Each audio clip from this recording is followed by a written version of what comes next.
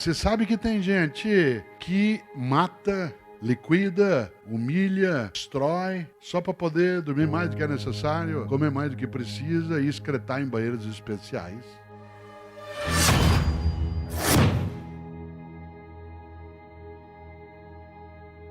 Há pessoas que esquecem algo decisivo. A vida é muito curta para ser pequena. Dura em média 75 anos. 75. É pouco.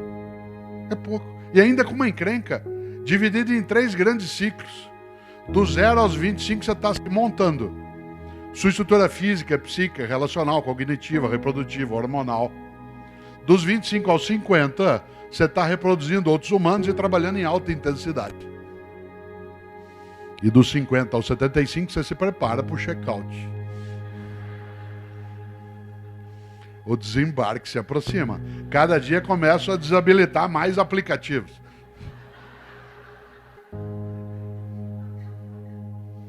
Do 0 aos 25 você monta. Dos 50 aos 75 você desmonta. Pelo meio você trabalha muito, estuda muito, assiste palestra. Depois vai embora. Se bobear, desperdiçou. Já imaginou? Você fala, então eu vou largar tudo e vou viver na Ilha do Mel, em Jericoacoara, né? Vou ficar lá no Bonete, na Ilha Bela, nunca mais ninguém vai me tirar. Não é disso que eu estou falando. Estou falando de ser importante onde você está. Na tua família, na tua escola, no teu trabalho, na empresa, na tua comunidade. Não é largar, não estou falando de desistência. Eu estou falando de persistência. Que é outra coisa.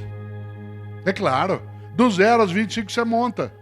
Dos 50 aos 75, você sabe, eu estou nessa fase. Cada dia no meu café da manhã tem menos comida e mais caixinha de remédio. Você vai atravessar uma rua em São Paulo, você vai, você vê um carro, fala, seja o que Deus quiser. Vocês estão rindo? Cada dia você tem menos bíceps e mais pânceps, certo? Mulheres não riam. Vocês vão um dia ser atingidos em cheio pela lei da gravidade. Tudo vai apontar em direção ao solo. Você vai ter que escorar com veneno botulímico. Vai entrar na fase que a gente chama de California Dreams, que é The Mamas and the Papas. Vocês estão rindo? Por que a gente ri? Sabe por quê? Porque faz escuro, mas eu canto. Faça por merecer. Olha só. Do 0 aos 25 monta. E depois, claro. Eu vou contar uma história, ela é um pouco politicamente incorreta, mas ela serve para ilustrar isso. Um grupo de meninos, aos 20 anos de idade, sentados num bar, à noite, tomando uma cerveja. Aí um vira para os outros e fala assim, gente, ô velho, eu conheci uma menina, isso aos 20 anos de idade. Aos 40 anos de idade, o mesmo grupo está sentado, o cara falou assim, gente, mas eu conheci um restaurante. Aos 60, o mesmo grupo está ali, o cara fala, gente, mas eu conheci um médico. Vai alterando a referência em algumas situações. Nós temos uma encrenca adicional.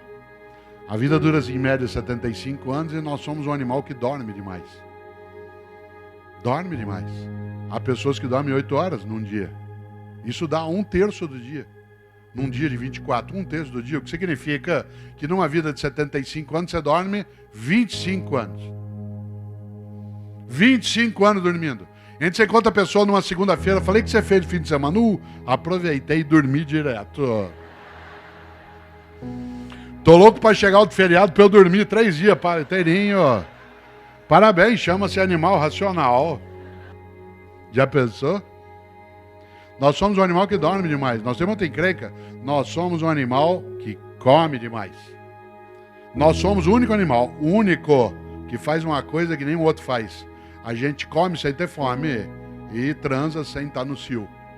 Isso é uma característica só nossa. Nós somos o único animal em que a natureza não dá todas as ordens. Por isso que nós somos livres. Nós somos capazes, por exemplo, de fazer sexo sem estar no cio, que é uma coisa só nossa, e de alguns primatas, mas nós somos um outro primata, e isso só nós fazemos, o único que come sem estar com fome. É tal ponto que você acabou de jantar. Se você passar e tiver um pão de queijo, você vai e pega. Tem uma bolachinha, você vai. Alguém te oferece um amendoim, você aceita.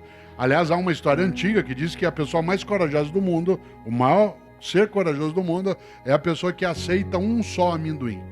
A pessoa dá, ele pega e fala que eu não, obrigado, estou satisfeito. Um sinal de valentia. Nós somos um animal que come, em média, 1,5 kg dia de alimentos. 1,5 kg dia. Você diz, não, claro, um copo de água com 500 ml tem 500 gramas. Se eu tomar 3 desses num dia, eu já tomei 1,5 kg. 1,5 kg dia de sólidos, líquidos e gasosos. Teve gente que tomou café de manhã, comeu um lanchinho antes do meio-dia, almoçou, tomou um lanche à tarde, já jantou, tá louco para jantar e ainda vai comer alguma coisa antes de dormir para não acordar com fome no meio da noite. 1,5 kg dia. Como tem fome no planeta, ainda, mas não para sempre, significa que vários de nós comemos mais, é claro. Você não daria essa média. 1,5 kg dia de alimentos, ao final de uma vida de 75 anos, dá 42 toneladas de alimentos. E quando você estiver vivo ou vivo, você terá comido 42 toneladas de alimentos. Sólidos, líquidos e gasosos. A questão é que nós somos um animal que não tem só sistema digestório, nós temos sistema excretório também. E para o planeta não sair do eixo, a lei de Lavoisier tem que imperar. Por isso cada um de nós também libera diariamente 1,5 kg de dejetos, sólidos, líquidos e gasosos. O que significa que ao final de uma vida, você terá deixado 42 toneladas de excrementos. Quando você se for, o universo não será mais o mesmo. Você terá dele deglutido 42 toneladas e deixará como herança às próximas gerações 42 toneladas de dejetos. Qual é a tua obra? Você sabe que tem gente que mata, liquida, humilha, destrói, só para poder dormir mais do que é necessário, comer mais do que precisa e excretar em banheiros especiais. Interessante. Os programas de TV que fazem mais sucesso são aqueles que mostram as pessoas comendo, bebendo e excretando, trancados em lugares.